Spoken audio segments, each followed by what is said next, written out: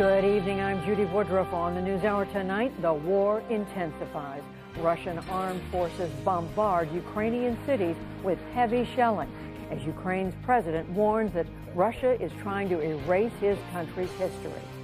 Then, taking to the streets, an increasing number of Russians protest their country's invasion of Ukraine, despite the repercussions they could face from their own government. I don't want this war. Almost no one here wants it. I want the whole world to see that we don't want it. We don't want it to weigh on our conscience for decades. And the State of the Union. On the heels of his address to Congress, President Biden takes his message on the road in hopes of bolstering support ahead of this year's midterm elections. All that and more on tonight's PBS NewsHour.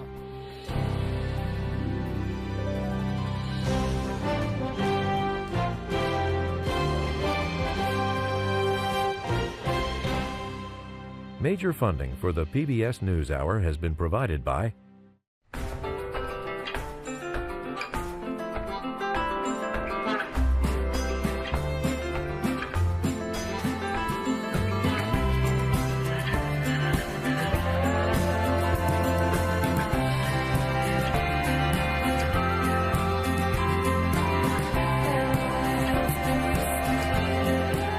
moving our economy for 160 years. BNSF, the engine that connects us.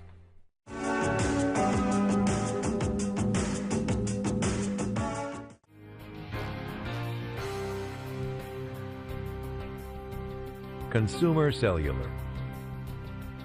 BDO, accountants and advisors. Supporting social entrepreneurs and their solutions to the world's most pressing problems. SkollFoundation.org. The Lemelson Foundation, committed to improving lives through invention in the U.S. and developing countries. On the web at lemelson.org. Supported by the John D. and Catherine T. MacArthur Foundation, committed to building a more just, verdant, and peaceful world. More information at macfound.org. And with the ongoing support of these institutions.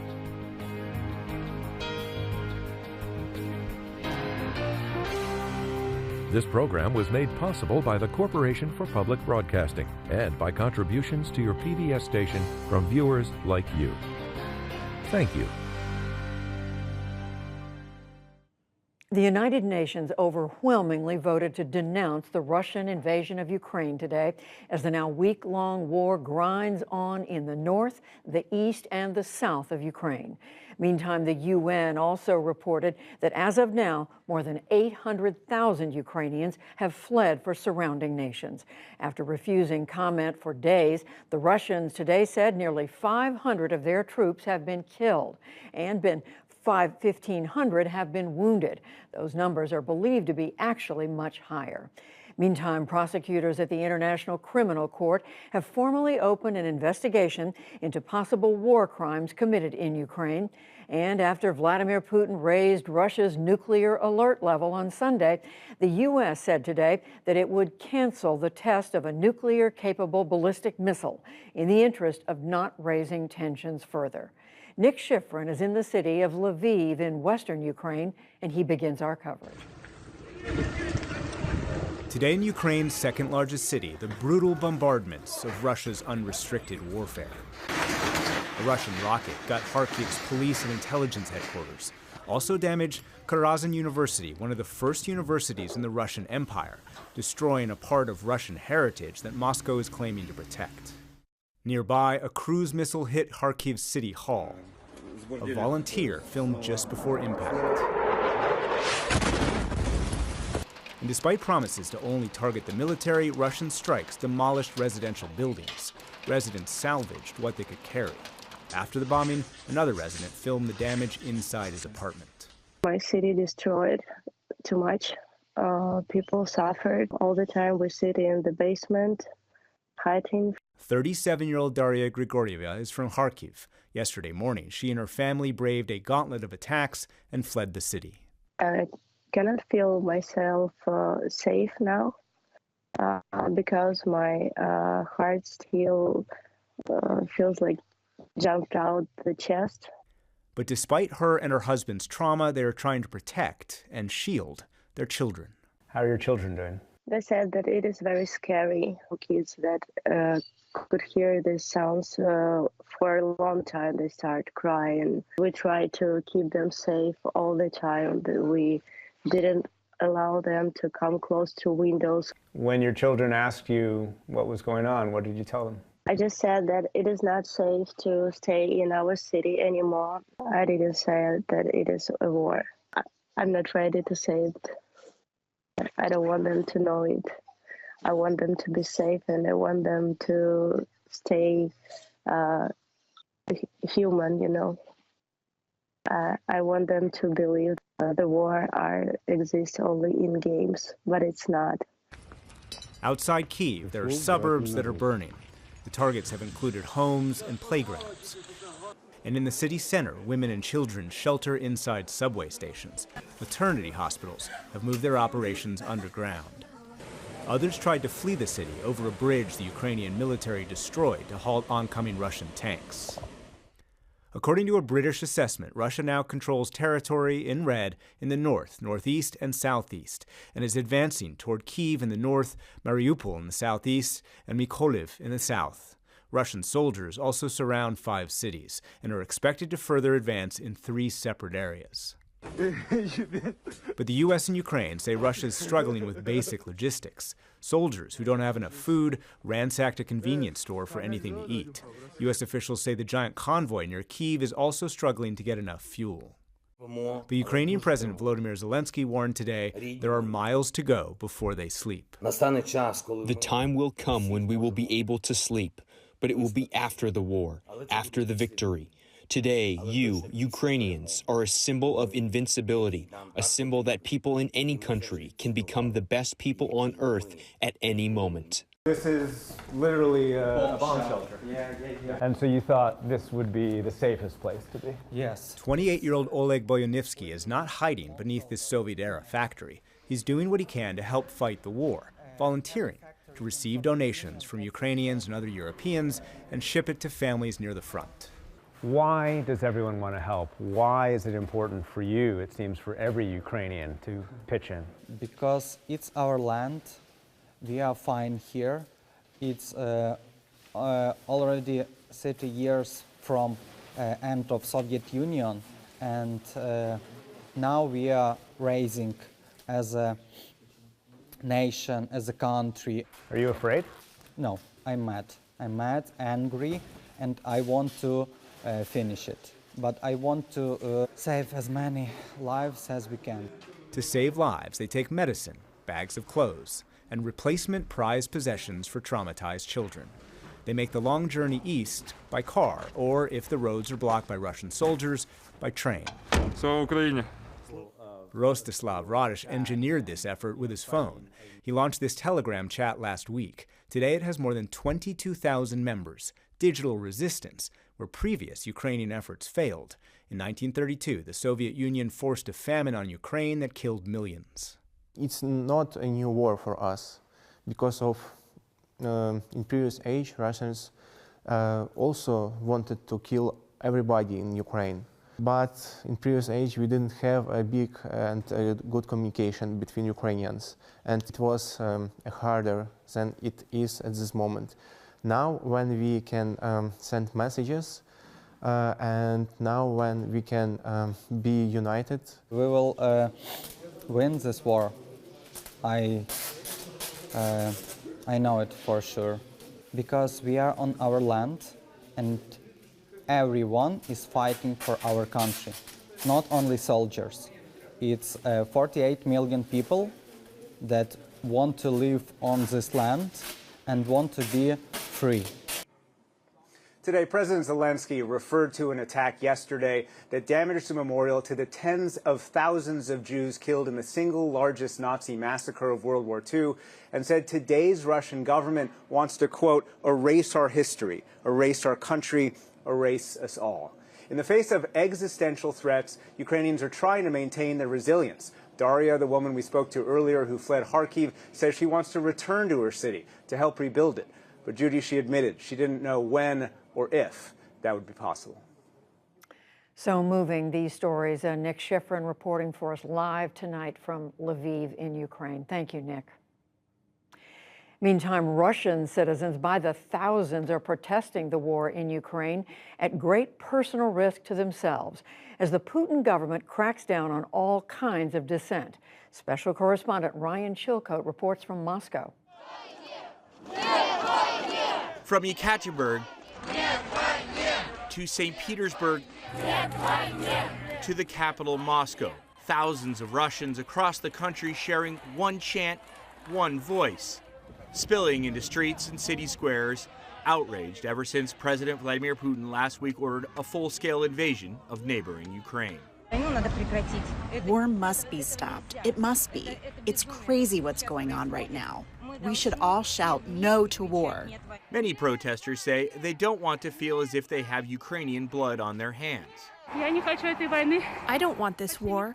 Almost no one here wants it. I want the whole world to see that we don't want it. We don't want it to weigh on our conscience for decades. I don't want to feel guilty for living here through my whole life. Many Russians see Ukrainians as their brothers and sisters. Plenty have family and friends there.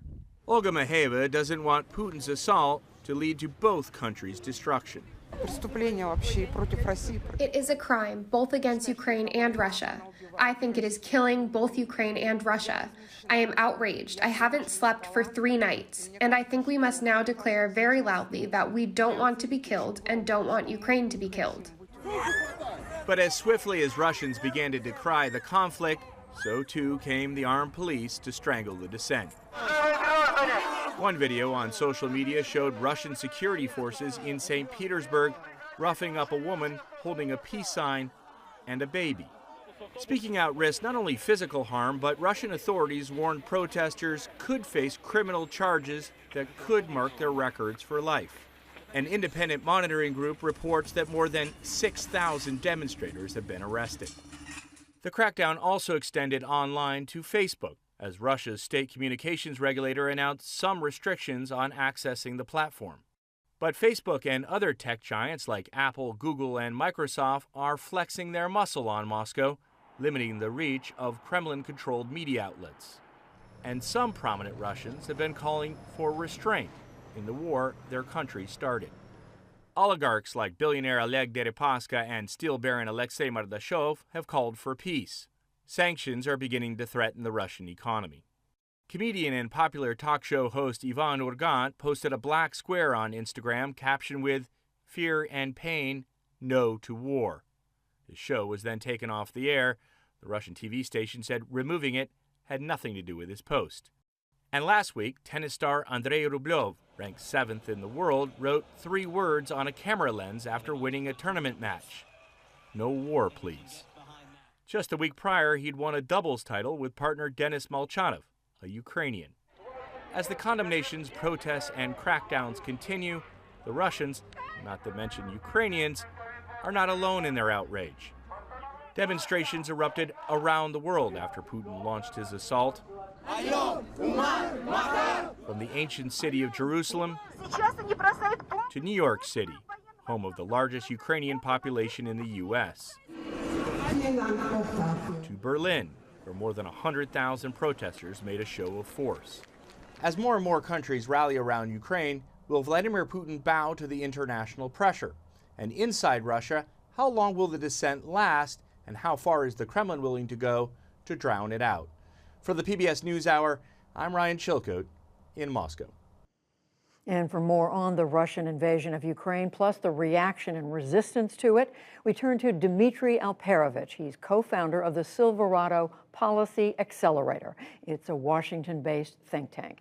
Dmitry Alperovitch, welcome back to the NewsHour. Give us your sense of the status of the fight right now in Ukraine. We learned this afternoon that the Russians have apparently taken over their first city, Kherson, in the south. Yeah, I would say the results are really mixed. Obviously, their initial plan was widely believed to have been ill-conceived based on this notion that the Ukrainian armed forces would just melt away and they could roll over into Kiev with minimal forces. That backfired badly, but now they're regrouping. Now they're doing these major assaults, particularly supported with long-range fires, with artillery, with missiles, with airstrikes to suppress Ukrainian forces.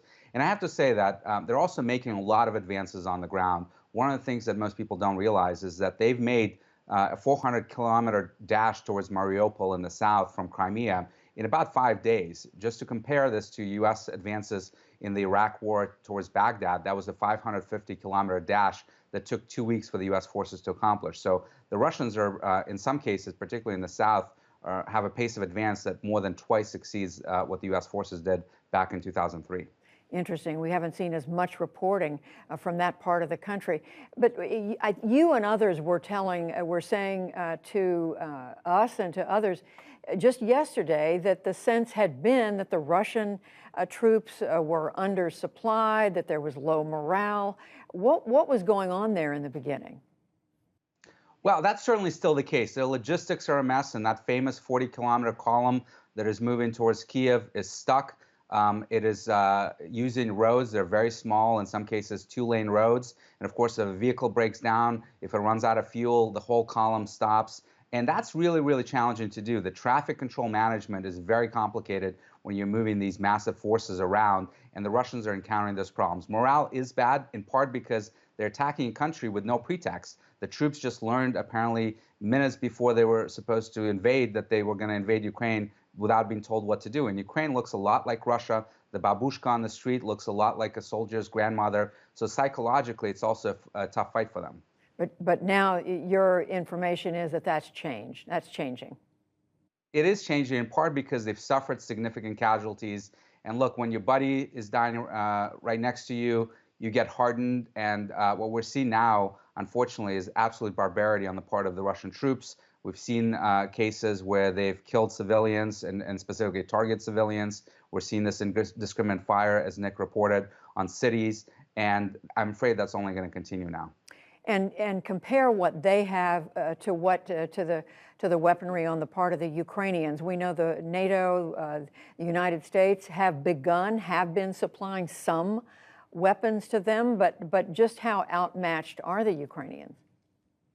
Well, the weapon supplies are really these anti-tank weapons, the javelins and some of the weapons the Europeans are providing, the Stinger missiles to take down helicopters. They're going to be very helpful, and the Ukrainians are using them quite effectively. What they need, though, is more drones. What they need is air defenses to shoot down the planes that the Russians are flying, the bomber strikes that they're now doing. And unfortunately, they don't have that, and they can't get that at this point, at this stage of the war. And how much difference is that going to make? It's going to make some difference, but look, if the Russians want to take Kiev, they're going to be able to take Kiev. They may do it in the way that they took down Grozny in Chechnya, the capital of Chechnya, back almost 20 years ago, by decimating the city. They obviously did that in Aleppo as well, supported by Syrian forces, turning it into complete dust. Unfortunately, that may be the reality that Kiev would be facing in the coming weeks. And your information from the people you're talking to is that the Russians are prepared to resort to those tactics? That's their doctrine. I think everyone expects them to use absolute brutality to accomplish the objective. The problem for Vladimir Putin is that he's committed. He can't pull back. He's already suffered the consequences for this war in terms of the very harsh economic sanctions that have been put on Russia. You're seeing the dissents across all of Russia, really, at this point to his rule and to this war. So he has to finish this and try to get something out of it without pulling back and not being able to save face. And how much difference do you think those protests that we just saw in that report from Ryan Chilcote could make for him? Is that likely to have any bearing on his thinking?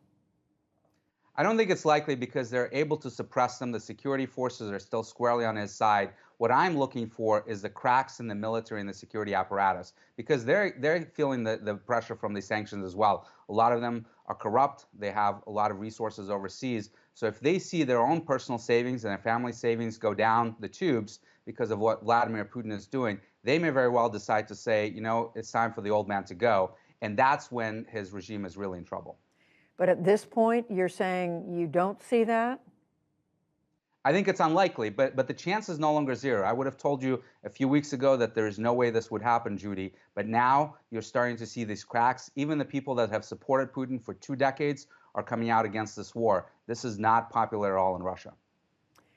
Dmitry Alperovich, we thank you very much. Thank you.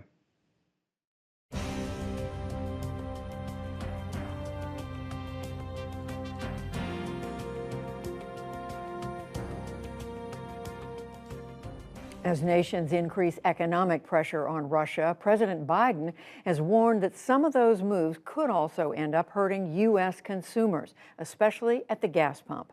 Gas prices are already high, further pinching consumers who are also dealing with high inflation. So how big a hit might Americans take in the weeks and months ahead? William Brangham has that story.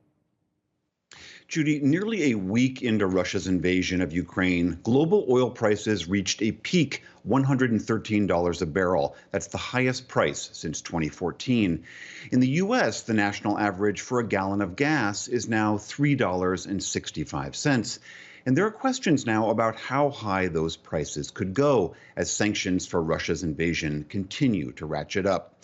For more on all of this and what might be done to curtail the economic impacts, I'm joined by Bob McNally. He's the president of Rapidan Energy Group. Bob McNally, great to have you back on the NewsHour. Broadly speaking, can you help us understand what is driving these prices up? Is this principally a response to Russia and Ukraine?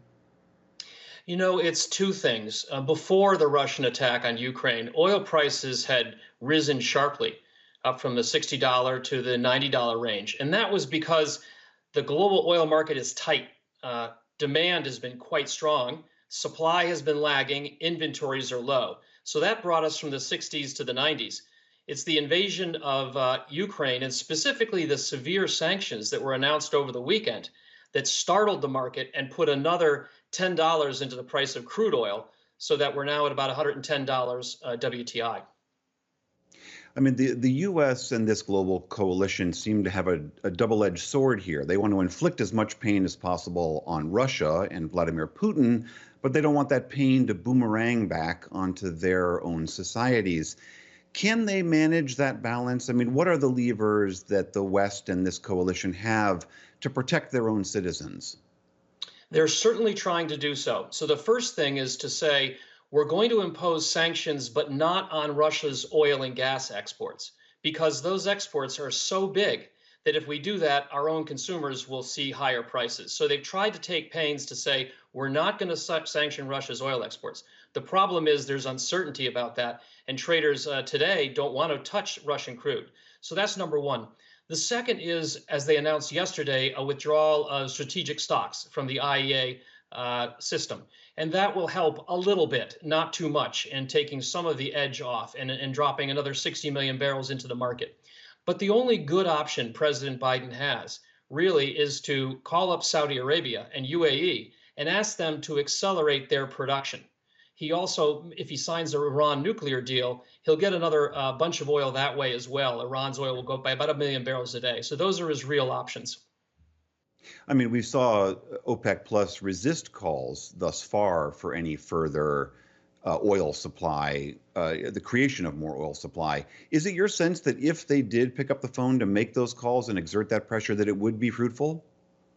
I think so. I think if the President of the United States calls up the Crown Prince, and he's been reluctant to do so, for understandable reasons, he's been reluctant, but were he to do so and put it on the line, if it were, not only with Saudi Arabia, but UAE, and say this is a time to choose, this is a time to help not only the United States, but your broader consumers from China to Western Europe, there's a chance they would, yes, accelerate their increases in production. We've also seen major oil companies, BP most notably, saying that they're pulling their investments out of Russia. Will that contribute to this problem, and will that also be an effective lever, do you think, against the Russians? No, that's really a longer-term issue. So Exxon pulling out of Sakhalin, BP, Equinor, Shell pulling out, they're pulling out of projects that are already operating. And they'll do so carefully so that they don't disrupt production. This is really something that will hurt Russian production in years to come. But for now and for the near coming, the forthcoming months and so forth, it's not really going to disrupt supplies. I mean, we are still early days in this and don't really know how this invasion will play out or how much additional sanctions might be levied against the Russians. What are you looking towards the future? What concerns you the most? Well, and I do have concerns, and I wish I had better news. Unfortunately, I think crude oil prices and therefore gasoline prices are going to keep rising until one of two things happens. Either authorities will make it very clear that Russia's not going to be blockaded or its oil exports aren't going to be cut off, or President Putin doesn't do it himself. So they have to remove the risk of that supply, or we're going to have a recession. But one of those two things apparently is going to happen. Otherwise, oil prices are going to continue rising. That's just the brutal math of the global oil market. And I mean, is it your sense, I know you're not a political analyst per se, but we know that Americans react very badly when gas prices go up. We have the midterm elections coming up. I mean, you think that the president might be put in a situation where his efforts against Russia are really starting to hurt him domestically, politically? That's entirely possible. I work for President Bush, so I'm familiar with the political pressures a president is under on energy. And absolutely, he's already under pressure. You know, oil prices, gasoline prices are up over 10% just since January, 67, 70% since November. So he's under enormous pressure. And I think this is why President Biden, even today, the White House announced they're taking pains to try to avoid restricting Russia's oil exports so they minimize the hike in oil prices and the pain on consumers. But he can't control the global oil market, and it may be that the price of punishing Putin is paying for himself into the midterms, certainly. All right, Bob McNally, president of the Rapidan Energy Group. Thanks so much for being here. Thank you.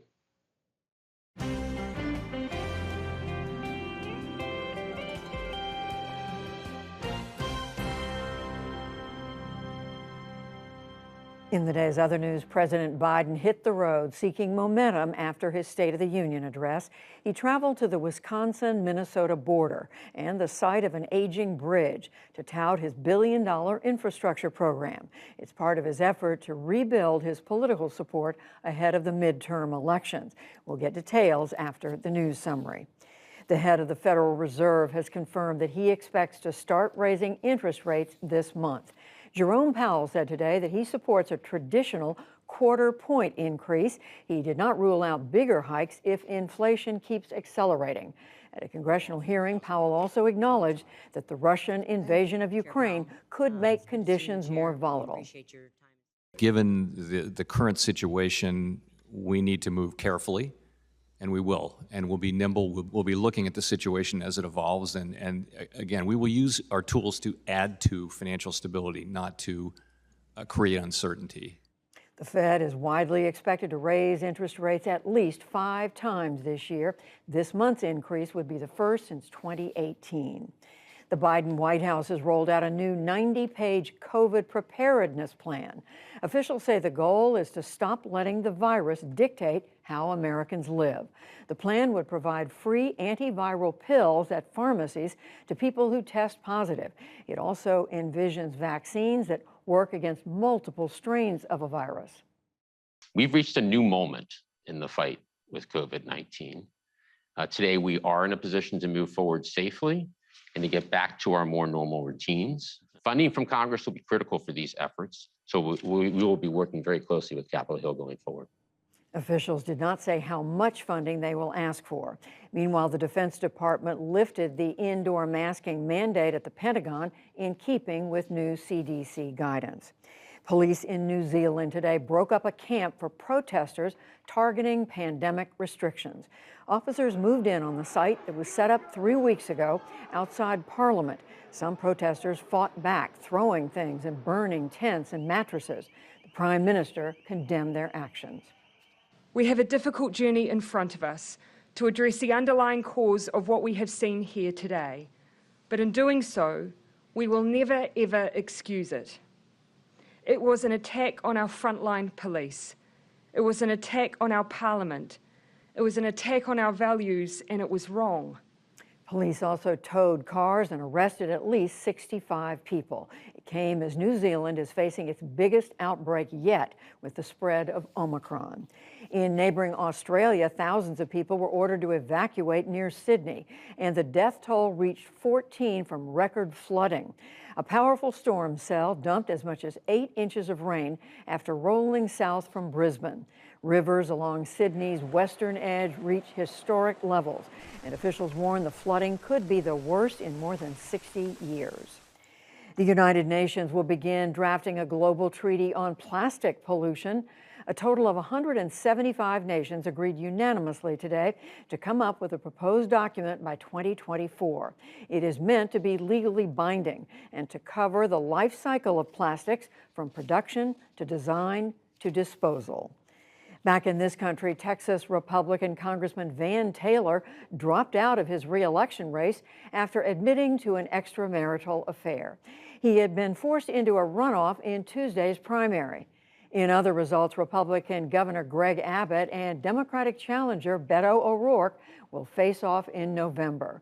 The Trump-endorsed Republican Attorney General Ken Paxton will meet George P. Bush in a May runoff. And Democratic Congressman Henry Cuellar also faces a May runoff with Jessica Cisneros, his progressive opponent. And on Wall Street, stocks bounced back on hopes that any interest rate hikes by the Federal Reserve will be modest. Major indexes were up well over 1.5%. The Dow Jones Industrial Average gained nearly 600 points to close at 33,891. The Nasdaq rose 219 points. The S&P 500 added 80.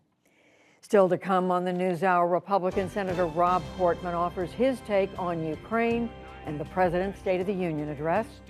We hear from 2 Ukrainian parents facing a dangerous future for their families, plus much more. This is the PBS NewsHour from WETA Studios in Washington and in the West from the Walter Cronkite School of Journalism at Arizona State University. More than 30 million Americans watched as President Biden delivered his first State of the Union address last night, and today he hit the campaign trail to promote his domestic agenda in a key Midwest state. Jeff Bennett has our report. President Joe Biden back in the battleground state of Wisconsin today. Hello, Wisconsin. To tout the roads and bridges being built as part of his bipartisan infrastructure law. And now, after years of talking about infrastructure, we're finally getting it done. Wisconsin helped secure Biden's 2020 victory, and his stop in the battleground state builds on a key theme of his State of the Union address, arguing his economic agenda with a focus on infrastructure investments and American manufacturing creates jobs and makes the U.S. more competitive. The president also touting individual policies to reduce prescription drug costs and provide affordable child care, elder care, and universal pre-K, without mentioning the words Build Back Better, the name of his stalled legislative package. I call it Building a Better America. My plan to fight inflation will lower your costs and lower the deficit. 17 Nobel laureates in economics said my plan will ease long-term inflationary pressures. With national polls showing his job approval ratings plummeting, the president is attempting to reset his priorities while giving his party a roadmap for the midterm elections in November. That means easing Americans' concerns over the pandemic and surging inflation, all while confronting Russia's invasion of Ukraine. In his Tuesday night address, President Biden condemned Russia for what he called an unprovoked and unjustified invasion. Russia's Vladimir Putin sought to shake the very foundations of the free world, thinking he could make it bend to his menacing ways. But he badly miscalculated. This morning, speaking to reporters, the president said it's clear that Russia is targeting Ukrainian civilians, but stopped short of saying whether the country has committed war crimes. Russia is committing war crimes. We are following it very closely. It's early to say that. With the Ukraine crisis looming over his domestic agenda, Democrats are pushing another of the president's key priorities, with the Supreme Court confirmation process officially kicking off today. The president's nominee, Judge Ketanji Brown Jackson, beginning the customary series of meet and greets with key senators. Sit-downs today with Senate Majority Leader Chuck Schumer, Senate Republican Leader Mitch McConnell, and the Democratic and Republican leaders of the Senate Judiciary Committee. I want this to be fair, timely, and professional. The committee announcing today that hearings on Jackson's nomination will start on March 21st. 2 days have been put aside for questioning Jackson, then another day for additional witnesses to testify. Senator Schumer says he wants the confirmation process finished by April 8th. If confirmed, Jackson would be the first black woman to serve on the nation's high court. All of it coming at a pivotal moment for President Biden, at home and abroad. For the PBS NewsHour, I'm Jeff Bennett.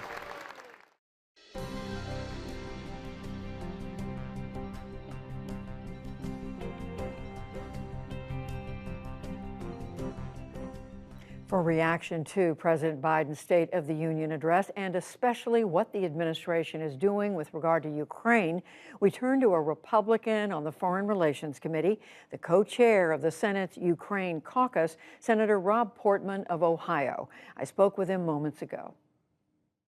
Senator Portman, thank you very much for joining us. What is your reaction to what President Biden had to say last night about Ukraine and your reaction to the overall response of this administration to that crisis? Well, I thought the Ukrainian comments were the strongest part of the speech, and so did others. As you saw, we got a standing ovation from both sides of the aisle. It's really important that we stay unified, not just as Americans, but also with freedom-loving countries all around the globe, because it's really the only chance we have to be able to be successful here. And to stand with Ukraine is the right place to stand for everyone, by the way, including countries that have yet to step forward, like China. You're either with tyranny or you're for the people of Ukraine. So I was encouraged to see that part of the speech be so well received. I did advocate for more sanctions earlier on, so-called pre-invasion sanctions. We were not successful in getting that done, but the sanctions came, and they came extensively, and they're tough sanctions once the invasion happened. I had hoped that we could do it before the invasion, because I thought it might have had the effect of changing Vladimir Putin's mind. I don't know that, but now we're where we are, so we need to continue to tighten the noose on the Putin economy, and of course we should cut off the oil from Russia. That just makes no sense to me. We'll have to make some adjustments in terms of our refinery capacity, but it's only 4% of our oil, but we certainly shouldn't be sending millions of dollars every day to the Putin regime to help finance this war. I want to ask you about several of those things, Senator, but I also want to ask you about your comment that the United States needs to be speeding more lethal assistance to Ukraine. Today, the Secretary of State, Antony Blinken, said the administration, I'm quoting, he said it's very actively working every day, every hour to provide assistance, make sure it gets to where it needs to go. I think you have a good idea of what the administration is sending, but you're saying that's not enough? Well, first of all, I appreciate the fact that the American people are funding so much support for the Ukrainian people, allowing them to protect themselves. Ukrainians have not asked for us to be on the ground over the years, but they have said they need more help, and I've always been a strong advocate for that. We're finally doing it in larger numbers, and that's great. There are two areas where I think we could help a lot more. One is with regard to aircraft, which they desperately need. As you know, the Europeans had talked about providing MiG fighters, which the Ukrainians can operate as compared to our fighters. And our bombers, for that matter. And yet, today there was news that perhaps some of that was being pulled back. I think it's in the United States' interest to be involved here and to compensate European countries who are willing to provide the kind of fighters that the Ukrainian pilots know how to fly and can be effective in using. So I think that's one area where we should be doing more in the air. Second is with regard to drones. Again, our drones are probably not appropriate because it requires months, if not years, of training. But there are other drones that are on the market where the United States could help with regard to, again, purchasing those in essence, or compensating countries like Turkey to provide that capability. We've all seen this horrible image of miles and miles of Russian tanks and armored vehicles moving toward Kyiv, right, and no resistance. And part of that is that the air power superiority that the Russians have is making it difficult. So I think there are things we could do that are a little more creative to do something in addition to the small arms we were sending, which is needed, to the Javelin missile to knock down the tanks, and the Stingers to knock down the airplanes. So I think there's more we can do. And just quickly on that, you don't have concern that in sending some of these supplies, assuming they can get there quickly enough, could be intercepted by the Russians at this point? Well, that's always possible, but the Russians are not, their presence is not in western Ukraine at this point. So we still have the ability to send things in through Poland, through Romania, through Hungary. So we have the opportunity to do it now, and way to take advantage of that. You mentioned the oil a moment ago, Senator, saying that the U.S. should stop buying oil. You've advocated for more energy independence in this country. There is, as you know, pushback from those who say, yes, we need to do all we can to hurt the Russians, but we also need to think in the future about climate change. And this country, rather than going all in again on oil, needs to think long range. Well, there are two obvious answers to that, Judy. As you know, one is that the Russian oil is a lot dirtier than our oil, including how they produce it. And if you look at the methane map of the world, you see the flares all over Russia as to their natural gas and their oil production. So it's certainly not a good bargain from an environmental point of view to bring oil all the way from Russia to the United States and all the energy costs associated with that in addition to how they produce it. Number two, so substituting it with North American supplies would make sense from an environmental point of view. Number two, we do have the opportunity to do more in our country, and we should, because it's important that we do what we can to keep gas prices down. So many things to ask you, Senator. I just have time for one more. I do want to come back to President Biden's State of the Union, several calls he made for cooperation, working with Republicans, and one of those areas is beefing up American manufacturing, including in your home state of Ohio. He mentioned Intel, he talked about GM. Do you see these as ventures that are good for the economy of the country and for Ohio? I do, and I think the Competes Act, which is something that passed the Senate, a different version passed the House, is very important to be enacted. That's what he talked about last night in terms of providing help for the semiconductor industry, the so-called CHIPS Act. I'm all for that, partly because Ohio will benefit because of Intel, but more importantly because our country needs to be able to compete and win in this area. We only make about 12% of the world's super semiconductors now, and you've seen this with regard to our supply chain problems. Whether it's automobiles or electronics or washing machines or other things, they all use these chips. So it's important that we have the ability to rely more on U.S. sources. So I think this is an opportunity for us to do on a bipartisan basis. Senator Rob Portman of Ohio, we thank you very much. Thanks, Judy. Appreciate it.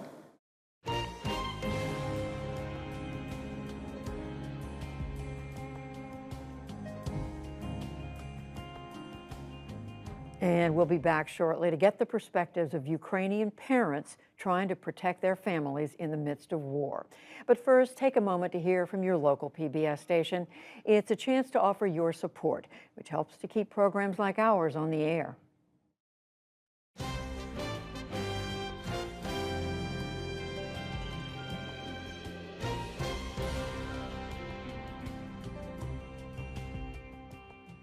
For those stations staying with us, we take an encore look at a prominent poet confronting her own private pain and society's broader collective struggles.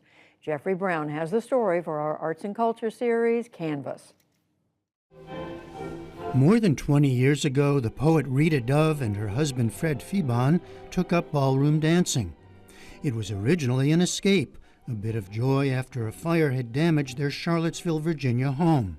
Soon, though, it took on new importance after Dove was diagnosed with multiple sclerosis in 1997. So I basically had to regain my balance. I lost feeling in my fingers and my toes. Luckily, my husband and I do ballroom dancing, and that helped me because I learned a different way of feeling pressure on the floor. It's try to say, when life hands you a lemon, you'll make lemonade, but that's what I was doing, making a lot of lemonade. Ladies and gentlemen, please welcome Rita Dove.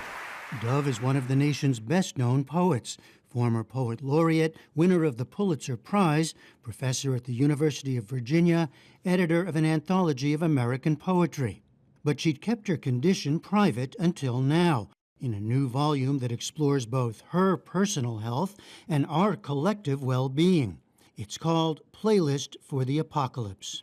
It's an idea of how to live with a group of poems, have them accompany you through life. So when I was putting together this book, I thought, you know, what are we all doing in this pandemic? We are trying to find ways to live through it. And so these poems were meant in a way as a kind of an accompaniment. I get the idea of the playlist, but for the apocalypse.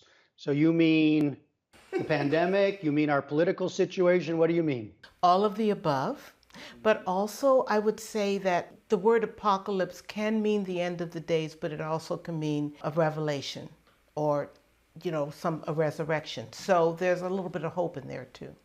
The pandemic helps slow her down, she says, to hear this playlist of the everyday and of the nation's history. Surely there must be something beautiful to smile upon.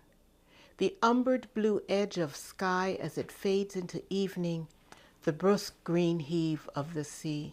The poem Beside the Golden Door begins a section titled A Standing Witness of verses on key figures and moments from the last decades of American history up to the present. It ends this way. Truth would say these are arrogant times. Believers slaughter their doubters, while the greedy oil their lips with excuses, and the righteous turn merciless, the merciful mad. The poem itself is a lament in a way, but it's also a kind of a plea. It's a plea for come, let's come together. I still believe that we listen more closely to a whisper than to a shout. But in the middle of everything that's happened in the past 5, 6, 7 years, and the pandemic, and this kind of rage was bubbling up in me. At such a point, I decided, you know, it was unhealthy to hold it in. I better let it out. Tell me how you think of history as a poet and how you speak to it. I believe that poets, as I think all artists, you are really connected to the world and to life. And as a Black woman, from a very early age, I understood that there was a history and there was a history. In fact, that mainstream history did not include me or did not look at me as I thought of myself. Also there now, the effects of an illness that has prevented Dove from playing her viola da gamba and cello. She's a great lover of classical music. It also forced her to relearn to write by hand. That's how she'd always written her poems. Now she uses a computer much of the time. No reason for it. I just find myself on pause. Paused for longer than is proper. If I were more seasoned, I'd ignore it. In the poem Blue Straight, Dove addresses head-on some of the pains of everyday life. The cup of plenty runneth over, ruins my hands. I've scrubbed them, but they won't come clean. Strange, I know, to wish for nothing. A day to live through, a scream. Dove says she's learned to manage her illness and feels incredibly lucky. She writes in one poem of loving every minute spent jostling syllables and then each word caught right. I wish I could explain the mystery of that moment where everything sparks and starts to come together. But what I love to do is to wrestle with the language, because the language is what a writer has. It's our tool, it's our clay, and it sounds terrifically nerdy, but you know, I'll sit there and debate comma or dash, and you know, but it has something to do with the music of the words too. You've spent a life as really a very public poet, really making a case for poetry out in the world. I wonder what you're thinking about the future. How important is it for you still to be out there in the public, talking to people about poetry, reading poetry for them? It's really important for me because what we still don't have in this world, at least in this country particularly, is a sense of true communication. When you sit down and read a poem, what you feel inside is all yours, and yet you can feel that everyone around you is also feeling it. What an incredible feeling. So yes, I'm committed to it. I'm ready to come out again. A feeling we all share. For the PBS NewsHour, I'm Jeffrey Brown.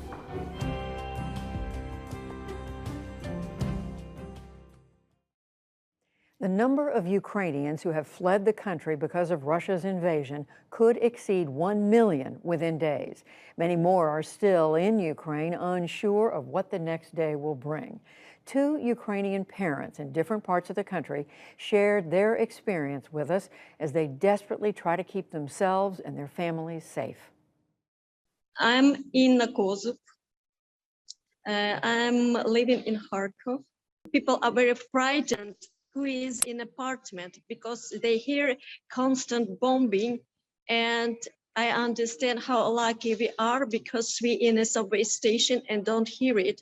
Every day, twice or 3 times a day, we get food, milk, water, and even sweets for children. Today it was the best day. All small children get cakes. When I see news, when I see videos, I'm crying. And сумасшедшие.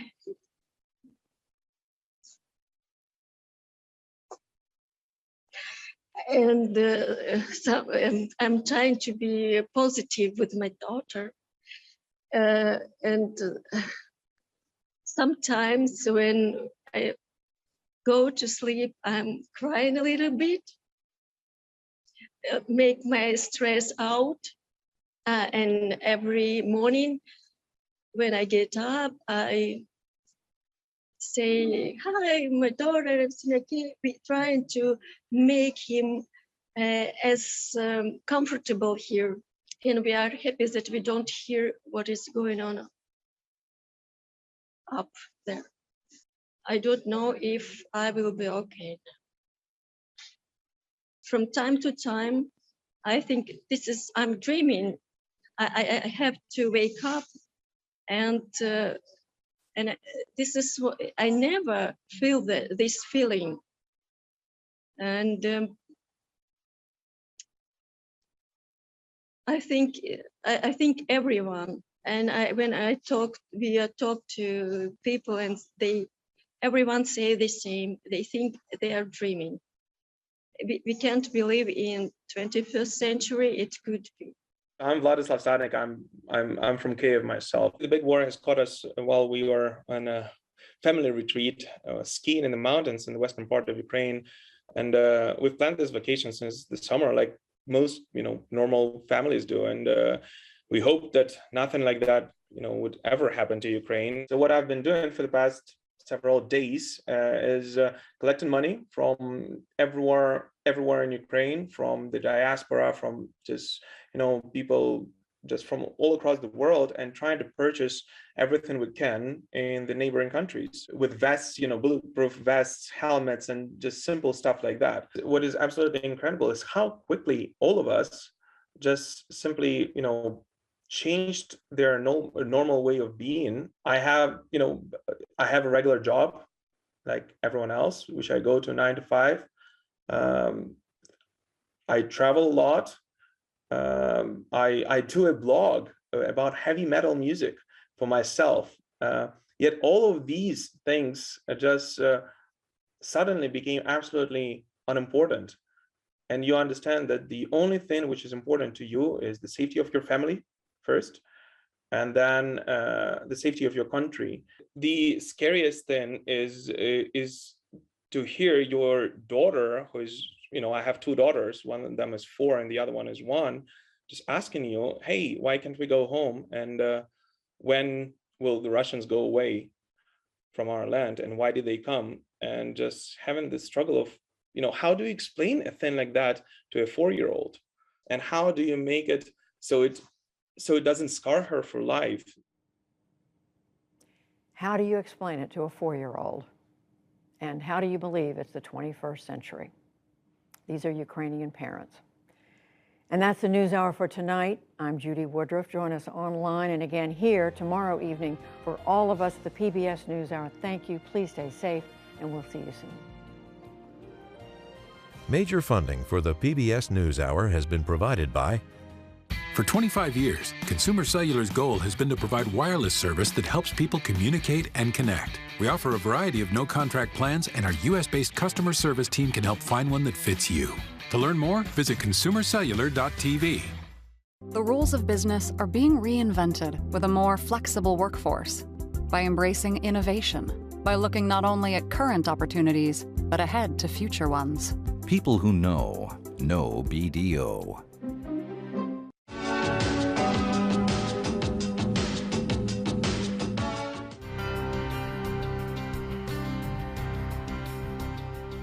BNSF Railway.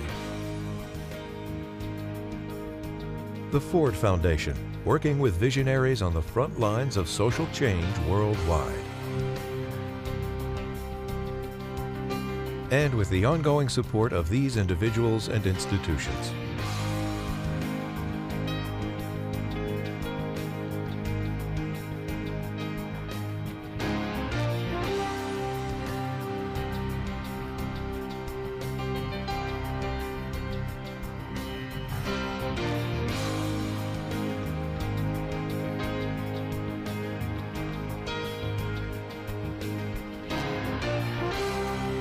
This program was made possible by the Corporation for Public Broadcasting and by contributions to your PBS station from viewers like you.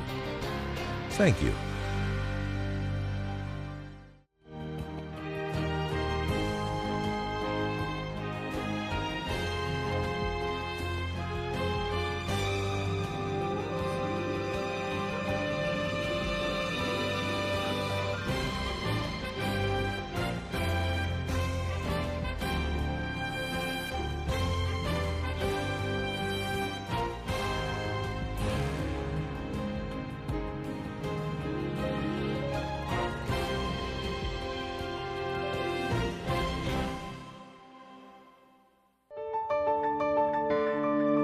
You're watching PBS.